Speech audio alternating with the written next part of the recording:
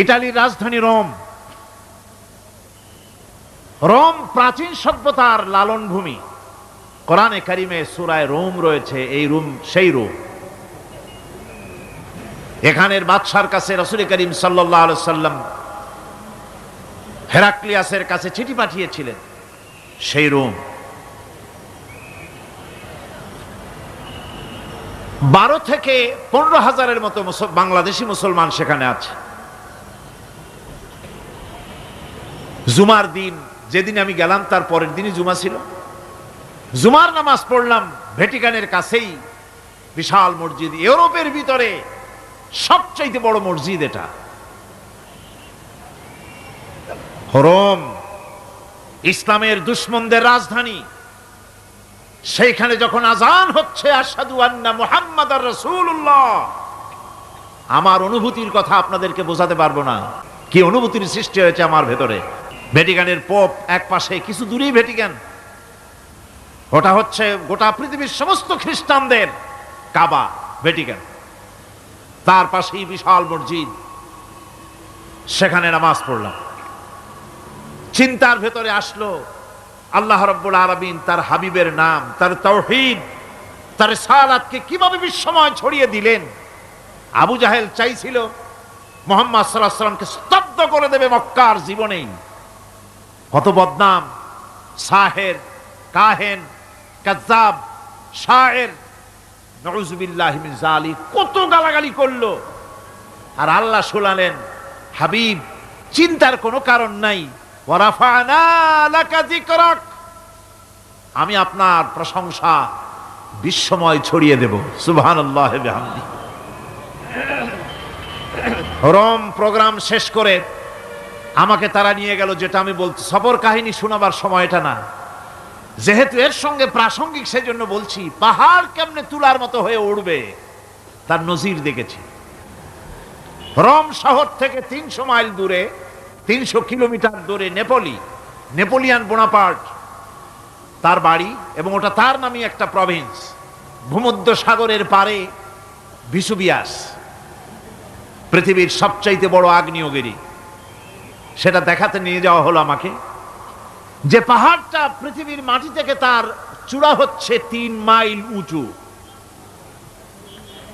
এর 2 মাইল গাড়িতে করে ঘুরে ঘুরে যাওয়া যায়, এরপর আর গাড়িতে যাওয়া যায় না, বাকিটুকুন যেতে হবে হেঁটে হেঁটে।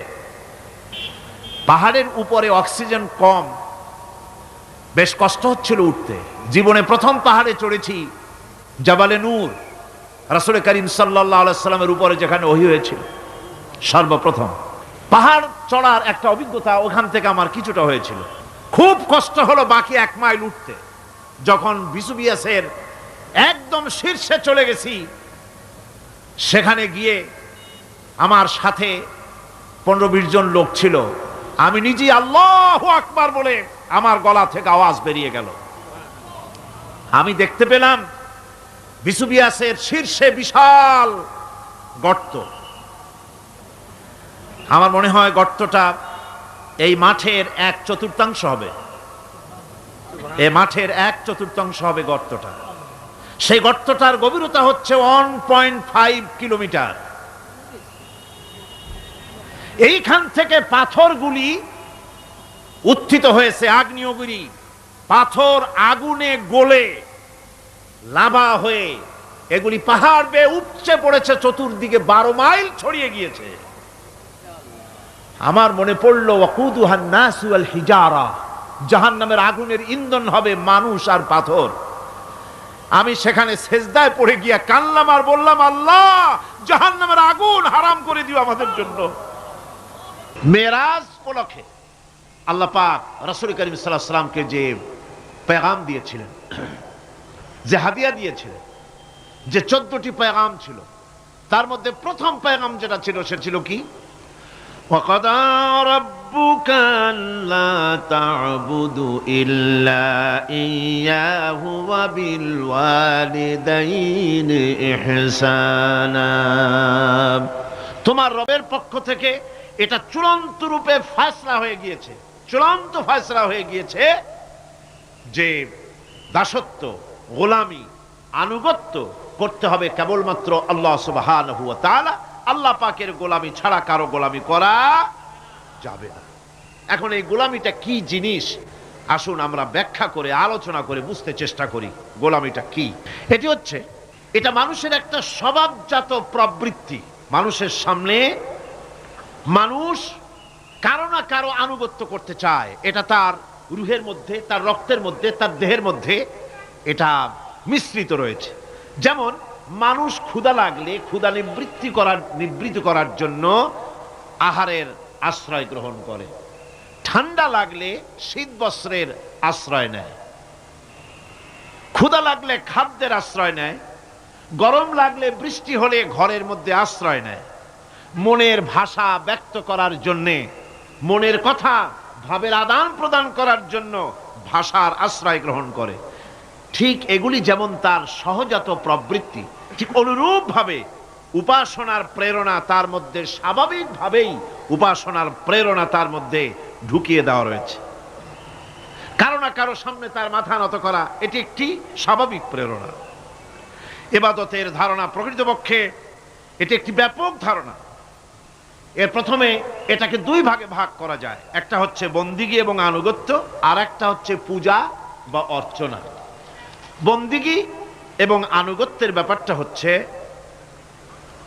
যে উচ্চতর কোনো একটি সত্তার সামনে মাথা নত করে দেওয়া, যেটাকে আরবিতে বলা হয় ইজহারে তাজাল্লুল, নিজেকে ছোট করা, নিজেকে ছোট করা। এই নিজেকে ছোট করাটা এটা কিন্তু আল্লাহ পাক ছাড়া কারো সামনে মাথা নত করা, কথা বুঝেন না নাকি? আল্লাহ ছাড়া কারো সামনে মাথা নত করা যাবে না। সুতরাং আজ ইজহারে তাজাল্লুল, মানুষ নিজেকে ছোট করবে কেবলমাত্র আল্লাহর কাছে। কার কাছে? আল্লাহ ছাড়া কারো সামনে মানুষ মাথা নত করতে পারবে না। এমনকি আমার দেশের কোর্টগুলিতে জজ সাহেবদেরকে বলা হয় মিলর্ড, আমার প্রভু। ব্রিটিশের শেখানো কথা, কোন মুসলমান উকিলের এমন কথা বলা উচিত নয়, জায়েজ নয়, হারাম। এ ধরনের কাস্টমস, এ ধরনের ট্র্যাডিশন উৎখাত করা উচিত। মাননীয় স্পিকার, মাননীয় জজ সাহেব, সম্মানিত জজ সাহেব এভাবে বলতে পারে, কিন্তু আমার প্রভু, প্রভু তো মুসলমানের একজন। প্রভু কয়জন? তার নাম কি? এই 4-5 জনে কইলেন আল্লাহ। আল্লাহর নাম নিতে দুঃখ লাগে, ভয় করে, লজ্জা করে, চিল্লা এখন প্রভু কে? আল্লাহ সুবহানাহু ওয়া তাআলা। সুতরাং তার সামনে মাথা নত করতে হবে। এখন বন্দিগি বা আনুগত্য, আমি এই জিনিসটা একটা দৃষ্টান্তের মাঝে আপনাদের সামনে পেশ করতে চাই।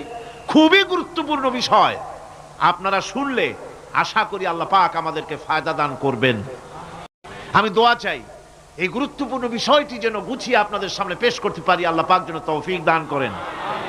এই আনুগত্যটার একটা দৃষ্টান্ত এভাবে দেওয়া যায়।